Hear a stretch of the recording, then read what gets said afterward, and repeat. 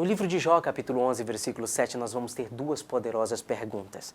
A primeira é: poderás descobrir as profundezas de Deus?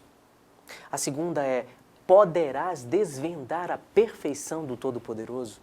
E bem interessante que o apóstolo Paulo, lá em Romanos, ele vai falar que responder essas perguntas é de profunda riqueza, de profunda sabedoria, porque é quase que insondável, inescrutável encontrar essas respostas. Mas ele também faz duas perguntas. E a pergunta é: quem conheceu a mente do Senhor? Quem se tornou o seu conselheiro? Perceba que ambos os versículos lidos, um de Jó e o outro do apóstolo Paulo, estão contidos na Bíblia e desafiam constantemente aqueles que procuram conhecer a Deus. E é nesse conjunto de pensamento que temos aí o caráter central para conceituar uma profissão ou uma pessoa que se debruça a conhecer a Deus, que para mim é tema central e mostra a missão dessa pessoa. Sim, é a prática e o estudar dos que se dizem teólogos. A teologia permeia várias ciências. É uma filosofia daqui, é uma antropologia dali, são os estudos exegéticos, é a ética, é a língua portuguesa, é a comunicação, é a sociologia. E são tantos textos que muitos desses textos podemos dizer que se tornam até herméticos. E são tantos textos que podemos dizer que tem textos que são muito herméticos, ou seja, de difícil compreensão.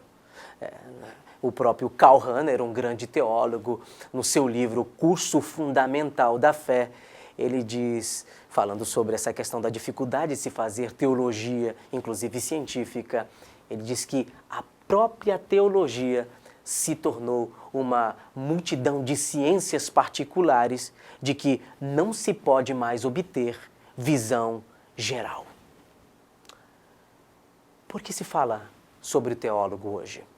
Porque nós estamos aqui no Educare falando sobre eles. Porque no dia 19 de setembro, aqui no estado do Amapá, precisamente no município de Macapá, a Câmara Municipal, através do projeto de lei feito pelo vereador André Lima e sancionado pelo prefeito, reconhecem de forma merecida o Dia Municipal do Teólogo. O reconhecimento é inegável, é merecido, pois ele é responsável, o teólogo, no desenvolvimento da cultura da sociedade brasileira. Sim, brasileira. Em vários momentos históricos, o seu papel foi decisivo para o apoio dos menos favorecidos.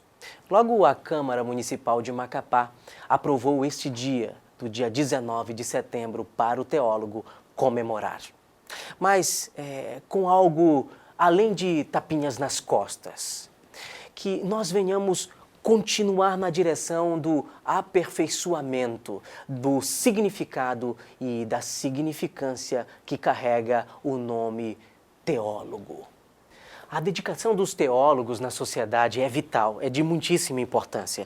Os teólogos, eles se revestem em marcas, em ofícios. Uns são pastores, outros são padres, outros são professores, outros são estudiosos na área, outros são críticos na sociedade, que inclusive cada dia mais essa sociedade fica nihilista, ou seja, ela perde os valores. E eu acredito que estes teólogos, quando eles conseguem fundamentar de uma maneira muito especial, sem exagero nenhum, essas pessoas se tornam até verdadeiros profetas da atualidade. Porém, além de buscar querer conhecer esse mistério, quem é Deus, que chamamos no jargão teológico de transcendência a partir da imanência, ou seja, daquilo que é o homem na sua finitude, e o teólogo tem a responsabilidade de alcançar o inatingível, que é isso que a gente chama de transcendência. Em especial, o teólogo contemporâneo, ele tem outros grandes desafios.